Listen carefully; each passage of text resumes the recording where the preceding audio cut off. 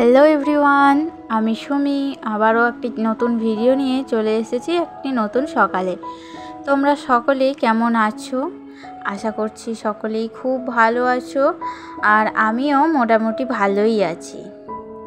তো আজকে একটু দেরি হয়ে গিয়েছে, কারণ এখন প্রায় সকাল 10টা বাজে। আর আজকে সকাল সকাল রান্না চাপিয়ে দিয়েছিলাম, কারণ আজকে দিদির অফিসে ডিউটি আছে। তো দিদি ভাত খেয়ে ডিউটিতে যেন যেতে পারে, তার জন্যই রান্নাটা সকাল সকাল আসলে চাপিয়ে দিয়েছি।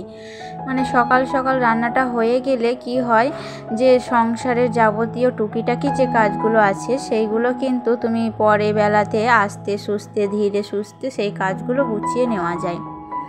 তো যাই হোক, দেখো রান্না শুরুতেই পেঁপে ভাজা দিয়ে শুরু করেছি।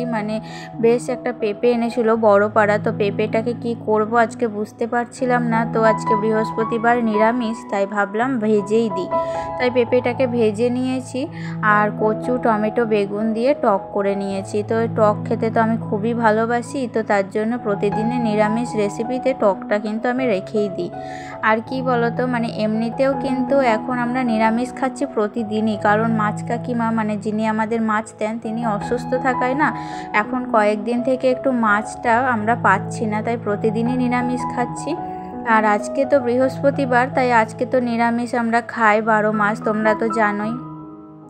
তো যাই হোক, শেষে দেখো চাল কুমড়ো কেটে নিয়ে চাল কুমড়ো ঝাল বানিয়ে নিয়েছি, আর ভাতও হয়ে গিয়েছে। তো রান্না বান্না প্রায় শেষের দিকেই এখন। তো সবাইকে খাওয়া দাওয়া করিয়ে খাওয়া দাওয়ার দিয়ে দিদিও ডিউটিতে চলে গিয়েছে, আর বাবু ওপরে ওর বাবার সাথে খেলাধুলা করছে আর কি। আর মা তো শুয়ে আছে, মা তো অসুস্থ। তো যাই হোক, এদিকে আমার রান্নাঘরও তো পুরো পরিষ্কার হয়ে গিয়েছে। তাই জন্য আজকে কি বলতো, ছাদে আমার যে গাছটা লাগিয়েছিলাম পেয়ারার, তো অনেক দিন থেকে ভাবছিলাম যে পেয়ারাটা পাকছে না কেন। তো আজকে পেকেছে বলে আজকে তাকে তাড়াহুড়ো করে আর কি তুলে আনলাম। তো বৃহস্পতিবারে সন্ধেবেলায় বাবা যখন পুজো করবে, তো তখন এই পেয়ারাটা প্রথমে ঠাকুরকে দেব। তো তারপর দেখো আমি ভাবলাম যে সমস্ত কাজ যখন হয়েই গিয়েছে, তারপর আর কি বেকার বসে থেকে তো কোনো লাভ নেই, তাই না? বসে থাকলে মানুষের মধ্যে একটা আলসেমি চলে আসে। তাই ভাবলাম আজকে আমার বেডরুমটাকে একটু ডিপ ক্লিন করা যাক। তো যাই হোক, প্রথমেই দেখো বিছানার পুরনো বেড কভারটা তুলে নতুন একটা বেড কভার পেতে দিলাম, আর বিছানাটা টান টান করে আসলে সাজিয়ে দিলাম। তো ঘরের সব থেকে বড় সৌন্দর্য হচ্ছে বিছানা। তোমার ঘরে দেখবে কোনো ফার্নিচার থাকুক বা না থাকুক, তুমি যদি বিছানাটাকে টান টান করে একটা সুন্দর চাদর পেতে বিছানাটা পরিষ্কার করে রাখো না, তাহলে দেখবে তোমার ঘরটা এমনিতেই সুন্দর লাগছে। তো যাই হোক, ফার্নিচার আমারও ঘরে তেমন একটা নেই, কিন্তু কি বলবো, টান টান করে বিছানাটা থাকলে ঘরের লুক একেবারে বদলে যায়, যা বলে তোমাদের বোঝানো যায় না। আর আসলে জানো আমার এমন একটা অভ্যাস হয়ে গিয়েছে, সব কাজ শেষ করেও কেননা বসে থাকতে পারি না। মনে হয় এই ঘরের জিনিসটা এই জায়গা থেকে অন্য জায়গায় যদি একটু রেখে দিতে পারি, তাহলে হয়তো আরও একটু বেটার লাগবে, কিংবা এই যে এই জিনিসটা এখানে আছে এখানে হয়তো মানাচ্ছে না। এরকম করে করে প্রতিদিন নতুন নতুন করে নিজের সংসারটাকে নতুনত্ব একটা ছোঁয়া দিয়ে সুন্দর করে সাজিয়ে তোলার চেষ্টা করি সব সময়। আর বসে থাকলেই যেন একটা আলসেমি ভাব চলে আসে, তাই আমি চেষ্টা করি আমার সংসারটাকে যতটা সম্ভব সুন্দর আর গোছানো রাখার। তারপরেই দেখো, এই যে আমাদের ওয়ার্ড্রপটা দেখছো, একেবারে উপর থেকে নিচ পর্যন্ত পুরো অগোছালো হয়ে গিয়েছে। গুছিয়ে রাখা ছিল, তো একটা করে জিনিস নেওয়া হয়েছে রাখা হয়েছে, এরকম করতে করতে পুরো কিন্তু অগোছালো হয়ে গিয়েছে। তো আসলে কদিন থেকেই আমি সময়ও বিশেষ পাচ্ছিলাম না, তো ভাবছিলাম এটাকে একটু গুছিয়ে রাখবো। তো আজকে হাতে কিন্তু প্রচুর ফাঁকা সময় পেয়েছি, তাই ভাবলাম আলমারিটা দিয়েই শুরু করা যাক। তো দেখো আলমারির সমস্ত জামা কাপড় কিন্তু আমি খালি করে দিয়েছি, যা যাবতীয় ছিল সব কিছু। আর ওয়ার্ড্রপটা ভেতর থেকে বাইরে থেকে দেখলে কি হবে, ভেতর থেকেও কিন্তু প্রচণ্ড ধুলো ময়লা ঝুল এগুলো পড়ে। তো যাই হোক, ওয়ার্ড্রপটা কিন্তু আমি প্রথমে সব জামা কাপড় নামিয়ে ভেতরটা ভালো করে মুছে নিয়েছি, আর প্রতিটা জামা সুন্দর করে ভাঁজ করে আবার নতুন করে গুছিয়ে রাখলাম। ওয়ার্ড্রবের নিচের দিকে আছে বাবুর বইপত্র, আর একটা ঝুড়ি কিনেছি, তো সেই ঝুড়িতে বাবুর জামাগুলো আলাদা করে সাইড করে রাখি। তো বাবুর জামাগুলো ঝুড়ি থেকে সব খালি করে ঝুড়িটাকে পরিষ্কার করে বাবুর জামাগুলো একটা একটা করে ভাঁজ করে তারপর কিন্তু মানে ওই ঝুড়ির মধ্যে আলাদা করে রাখি। আসলে বাবুর জামা কাপড়গুলো তো ছোট হয়, তো আমাদের জামা কাপড়ের সাথে যদি মিশিয়ে রাখি তাহলে কিন্তু সহজে পাওয়া যায় না। তাই আমি সবসময় আলাদা করে বাবুর জামা কাপড়গুলো রাখি। আমি এমনকি বাবুর বলে নয়, মানে বাড়িতে সকলের মেম্বারের জামা কাপড় কিন্তু আলাদা একটা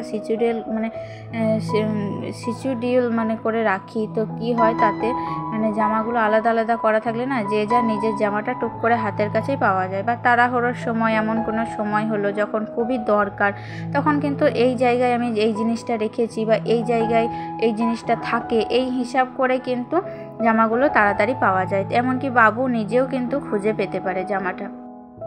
আর ও এখন মাঝখানে বাবার কাছ থেকে চলে এসেছে, তো এসেই দেখছে আমি এরকম মানে কাজ করছি। তো একটা বিশেষ কথা মানে শেয়ার করতেই হবে থাকে সবসময়, মানে তো যাই হোক আমার কাজে হেল্প করার জন্য আমাকে যেগুলো কমেন্ট করেছে সেই জামা কাপড়গুলো এখন ভিডিওর প্রতি সুন্দর একটা সাজেশনও দিয়েছে। তো সত্যি বলছি, এটা পড়ে আমার মন ভরে গেছে।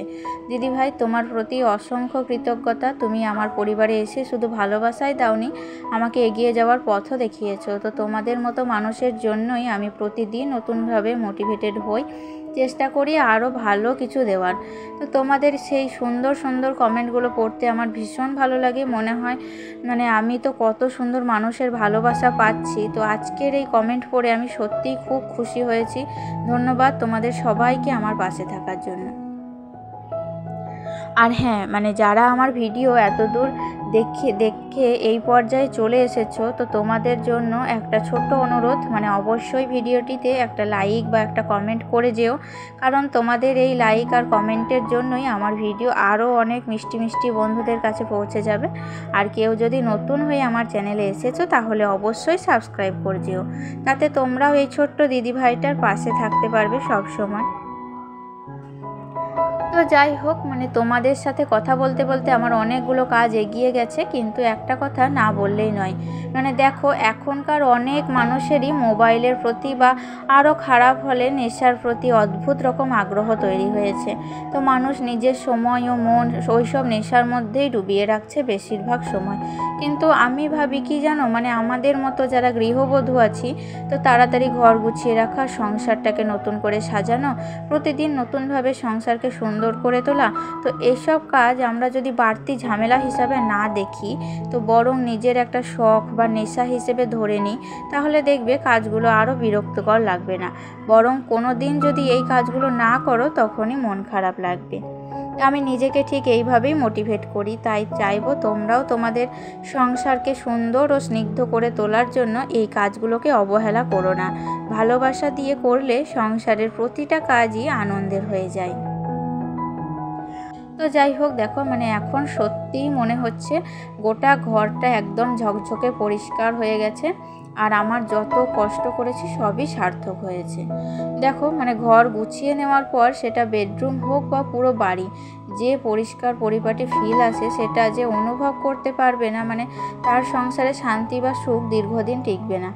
সংসারে লক্ষ্মী থাকবেই, এটা একরকম নিশ্চিত। তো যাই হোক, মানে আমার রুম এখন পুরোপুরি গোছানো, আর আমারও ভীষণ রিল্যাক্স ও হালকা লাগছে।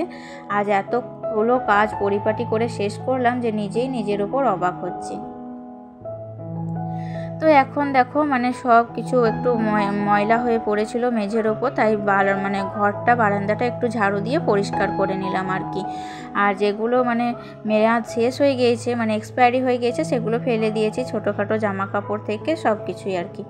তো যাই হোক, এখন রুম পুরোপুরি গোছানো। তারপর স্নান টান সেরে, বাগানের প্রচুর ফুল ফুটেছিল আজকে, তো ফুলগুলো তুলে আনলাম, কারণ সন্ধেবেলায় লক্ষ্মী পুজো হবে।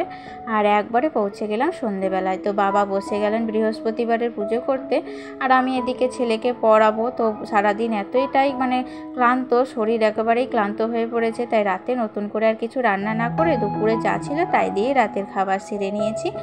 আর ভিডিওটি আমি আজ এখানেই শেষ করছি। তো দেখা হচ্ছে পরের ভিডিওতে। তোমরা সবাই ভালো থেকো, সুস্থ থেকো, আর আমার পাশে থাকার জন্য থ্যাঙ্কস। টাটা।